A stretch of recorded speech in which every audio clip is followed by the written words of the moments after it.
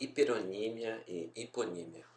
Observe esta imagem, uma parte da subdivisão do reino animal feita pela biologia.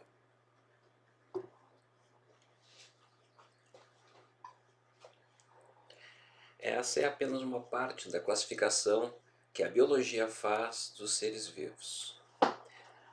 Nesse esquema, podemos ver que os animais vertebrados podem ser de 5 tipos: aves, peixes, répteis, anfíbios e mamíferos. Ou seja, o conjunto dos animais vertebrados é constituído por 5 subconjuntos. Além disso, há 3 tipos de mamíferos: os monotremados, os marsupiais e os placentários. Aqui, novamente, há uma relação de inclusão de conjuntos. Como se pode ver nessa imagem, em que há uma representação de conjuntos. As relações de dominância entre conceitos recém-vistas e expressas de modo bastante claro no mapa conceitual ou na imagem com as representações de inclusões de conjuntos têm um nome em semântica. Os conceitos superordenados nos esquemas do tipo apresentado são os hiperônimos. Os conceitos subordinados são os hipônimos. Como você pode ver, aquilo que é hipônimo em uma perspectiva pode ser hiperônimo em outra, como é o caso de mamíferos. No exemplo apresentado, todos os 5 lexemas da segunda camada são hipônimos de vertebrados, mas também são hiperônimos de outros termos, como se pode ver na subdivisão apresentada para os mamíferos. A estruturação de áreas do vocabulário a partir da relação de hiperonímia e hiponímia não é exclusiva das classificações científicas, como as da biologia e da química, da física, da linguística, etc. As subdivisões nas profissões, por exemplo, podem ser entendidas como um conjunto de relações desse tipo. Os médicos, por exemplo, podem ser divididos em pediatras, cardiologistas, neurologistas, etc. Além disso, essa mesma relação encontra-se presente em outras áreas do vocabulário. Por exemplo, os hipônimos do hiperônimo móvel são cama, gaveteiro, cadeira, sofá.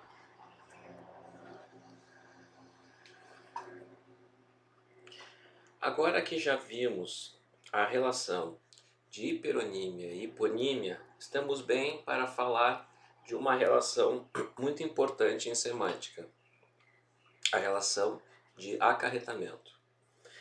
Rigorosamente falando, a relação de acarretamento ocorre entre sentenças. Carlos comprou uma mesa, acarreta Carlos comprou um móvel.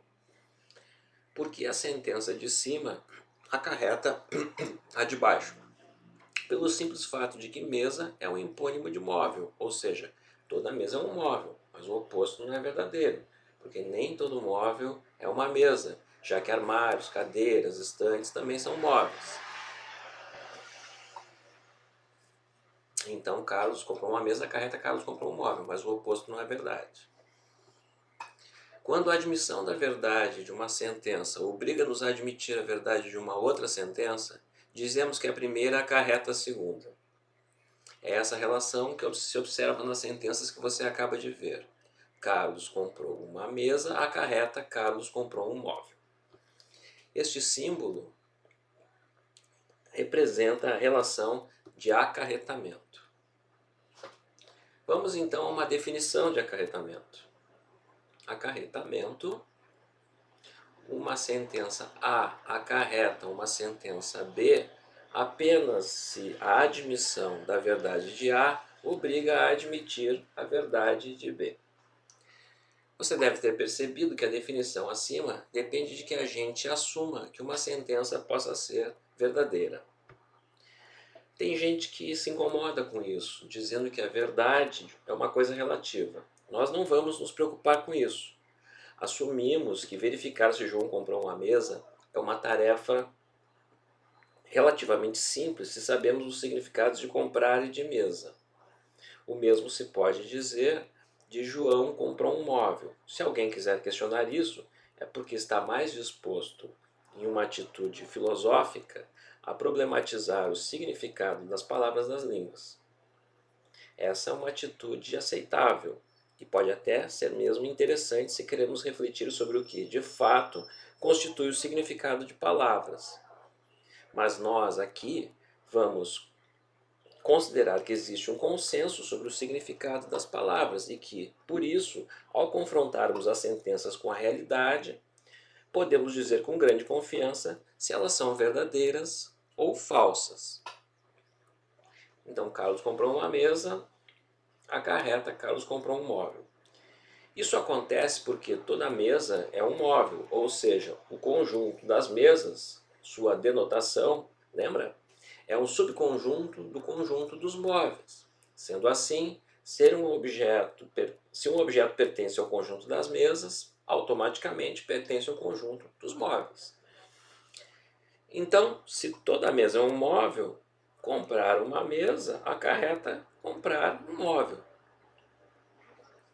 Como essa é uma relação que se estabelece entre sentenças que se diferenciam apenas pelo uso da palavra mesa e móvel, dizemos derivativamente que mesa acarreta móvel. Mas móvel acarreta mesa?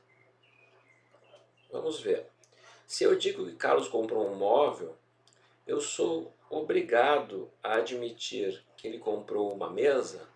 Parece que não. Veja o diálogo abaixo. Fui visitar o Carlos, mas ele havia saído para fazer umas compras. Ele comprou um móvel. Sim, ele precisava de uma mesa. Eu sei, mas na verdade ele comprou uma estante. Do diálogo acima, depreende-se que Carlos comprou um móvel, uma estante, mas não comprou uma mesa. Conclui-se então que móvel não acarreta mesa, porque Carlos comprou um móvel, não acarreta Carlos comprou uma mesa. Ou seja, é possível considerar a primeira sentença verdadeira, mas a segunda falsa. Então, Carlos comprou um móvel, não acarreta Carlos comprou uma mesa. Sendo assim, móvel não acarreta mesa.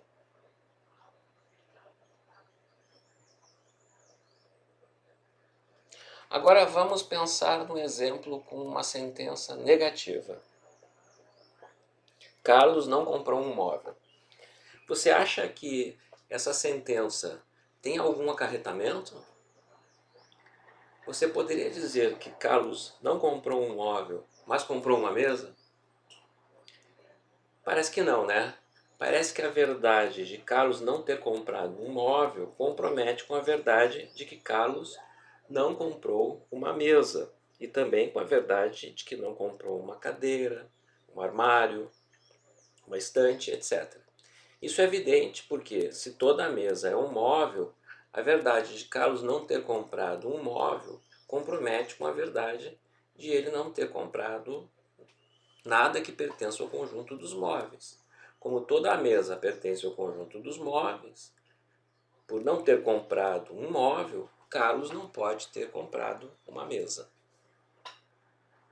Carlos não comprou um móvel, acarreta Carlos não comprou uma mesa. Ou seja, a negação inverte a relação de acarretamento entre sentenças, né? Se uma sentença A acarreta uma sentença B, então a sentença não B acarreta a sentença não A. A relação de acarretamento, no entanto, não ocorre apenas entre pares de sentenças que contenham pares hipônimo e perônimo. Observe o par de sentenças a seguir. Sandra estava no Morro da Urca. Sandra estava no Rio de Janeiro. Bem, como o Morro da Urca fica no Rio de Janeiro, a admissão da verdade de que Sandra esteve no Morro da Urca compromete com a admissão da verdade de que Sandra esteve no Rio de Janeiro.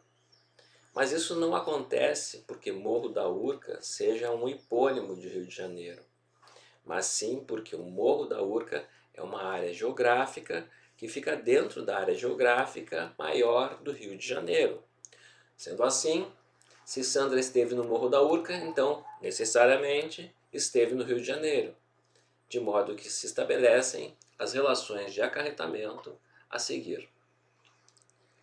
Sandra esteve no Morro da Urca, acarreta Sandra esteve no Rio de Janeiro, e Sandra não esteve no Rio de Janeiro, acarreta Sandra não esteve no Morro da Urca. Ou seja, o fato de termos usado a relação hiperonímia e hiponímia para explicar a relação de acarretamento não quer dizer que acarretamentos só se estabeleçam entre sentenças com alternância entre hiperônimo e hipônimo. Na verdade, a relação de acarretamento pode ocorrer em diversos tipos de situação. Pode ocorrer, inclusive, quando se considera mais de uma sentença, como no exemplo classicamente usado para falar sobre a lógica aristotélica. Todo homem é mortal, Sócrates é homem, logo Sócrates é mortal. No exemplo acima, se admitirmos como verdadeiro que todo homem é mortal e que Sócrates é homem, então temos que admitir como verdadeiro que Sócrates seja mortal, ou seja, as duas primeiras sentenças juntas acarretam a terceira, que aparece na conclusão do argumento. E esse é um argumento válido, um argumento racional, justamente porque a verdade da conclusão é uma consequência necessária da verdade das premissas. Ou seja, você pode perceber que a relação de acarretamento conecta o estudo do significado ao estudo do modo como opera a razão. Os significados, isso é lindo, tem uma relação direta, não apenas com o modo como nos comunicamos, mas também com o modo como entendemos e processamos a realidade externa a nós. A relação de acarretamento é central em semântica.